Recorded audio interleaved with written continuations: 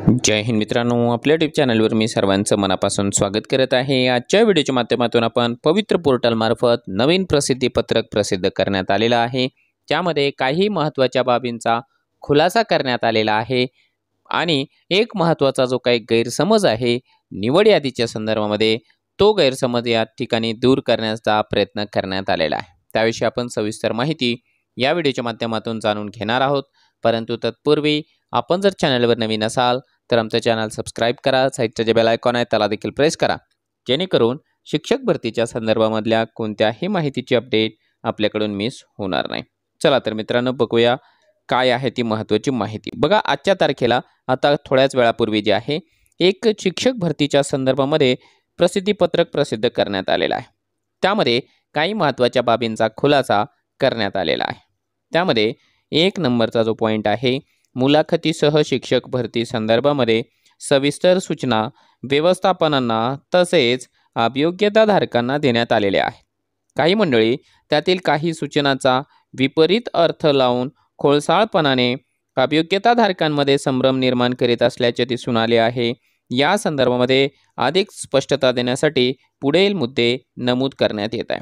बघा, आपल्यापैकी मॅक्झिमम जे अभियोग्यताधारक आहेत ते पॉझिटिव्ह आहेत, समजूतदार आहेत, परंतु काही मोजकेच अभियोग्यताधारक ज्यांना मजा येते अभियोग्यताधारकांमध्ये संभ्रम निर्माण करण्याकरिता, आणि ते त्या पद्धतीने मेसेजेस टाईप करून जे आहे वेगवेगळ्या सोशल मीडियाच्या प्लॅटफॉर्मवर व्हायरल करत असतात।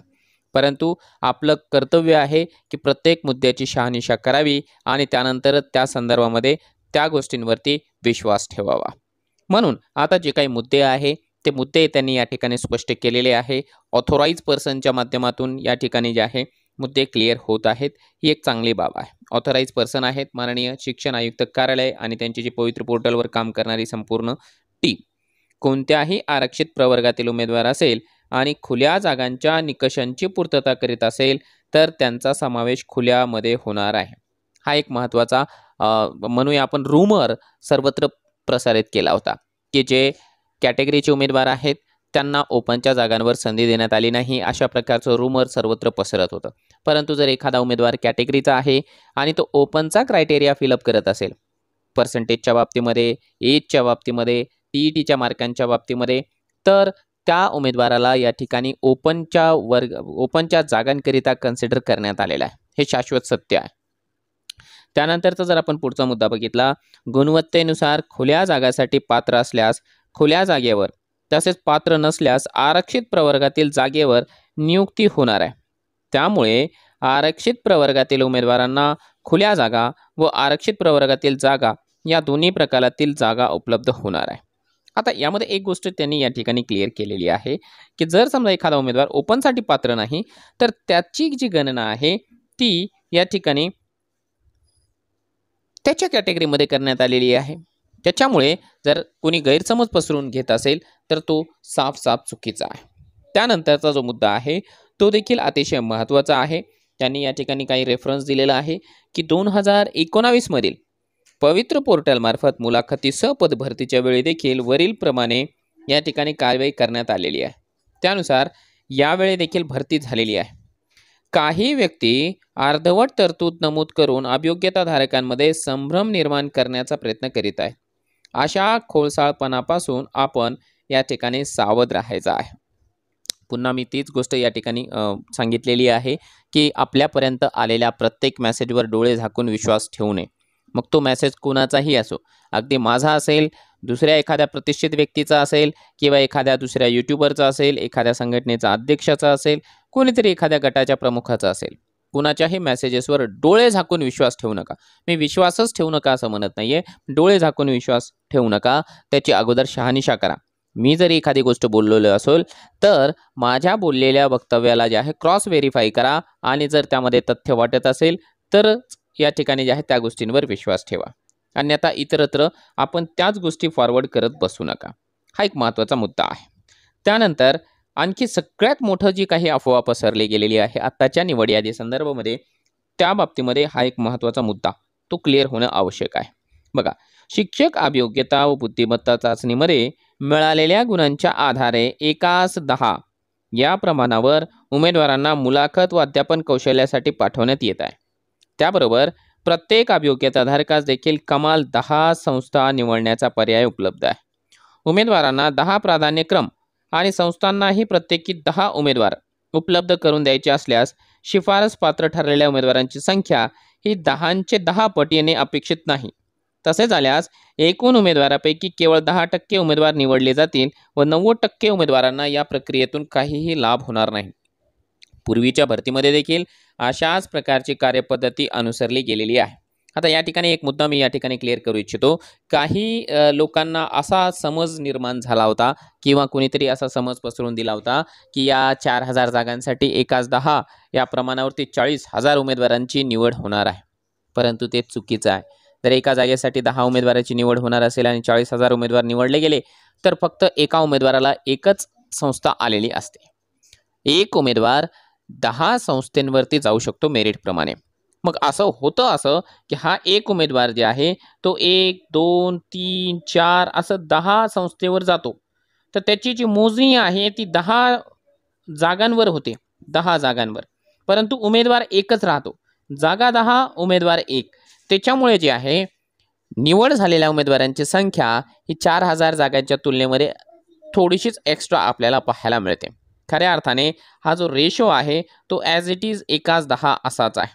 ज्यांना गणित विषयामधले बऱ्यापैकी संकल्पना या ठिकाणी क्लिअर झालेली असेल, संबोध क्लिअर झालेले असेल, त्यांना लक्षात आलं असेल की आपल्याला काय सांगायचं आहे. तर त्याच्यामुळे असं जर कोणी म्हणत असेल की 40,000 उमेदवार निवडले जायला पाहिजे होते तर त्यांनी आपलं जे गणित आहे ते अगोदर तपासून घ्यावं किंवा 5वी-6वीचं गणित एकदा पुस्तक जे आहे 5वी-6वीच्या गणिताचं ते एकदा अभ्यासावं. त्यांना त्यांची जी काही चूक आहे, त्यांचं जे स्टेटमेंट कशा पद्धतीने चुकीचं आहे ते लक्षात येऊन जाईल. यानंतर एखाद्या उमेदवाराची एकापेक्षा अनेक पदांवर मुलाखतीसह या निवड प्रक्रियेमध्ये निवड झाल्यास संबंधित व्यवस्थापनास गुणवत्तेनुसार प्रतीक्षा यादीमधील पुढील उमेदवारास नियुक्ती देता येईल. त्यामुळे कोणाचाही अधिकार डावलला जाणार नाही व पदेही रिक्त राहणार नाही. आता यामध्ये आणखी एक चांगला पॉईंट तुम्हाला सांगतो की एक उमेदवार आहे तो 10 ठिकाणी त्याची जी आहे मुलाखतीला निवड झालेली आहे. एक उमेदवार या ठिकाणी जे आहे 10 ठिकाणी गेलेला आहे. हा 10 जागा हा एक उमेदवार.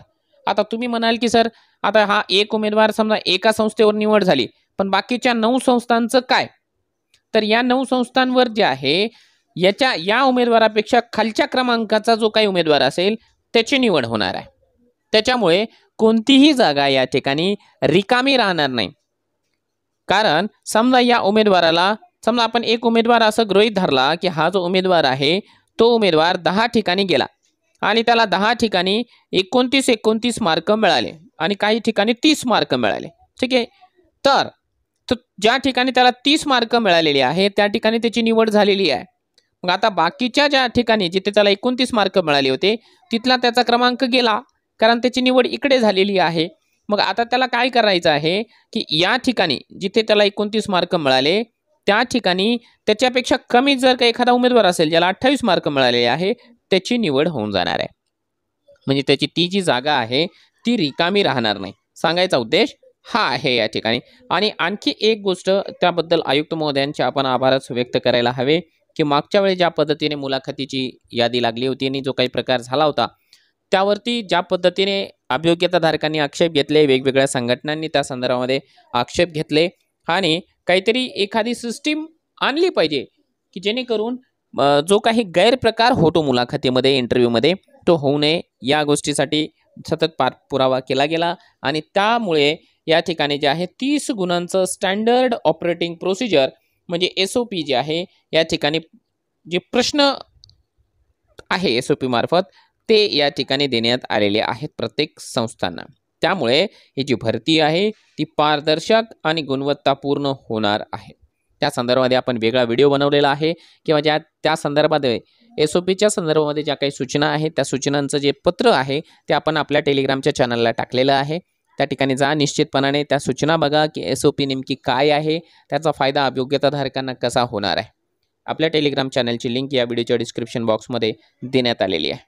आता जे आहे न्यूज बुलेटिनद्वारे वेळोवेळी अद्ययावत माहिती प्रसारित करण्यात येईल याची अभियोग्यताधारकांनी नोंद घ्यायची आहे आणि मार्केटमध्ये ज्या काही अफवा रूमर्स पसरले जात आहेत त्याची अगोदर खात्री करायची आणि त्यानंतरच जे आहे संबंधित गोष्टींवर विश्वास ठेवायचा आहे.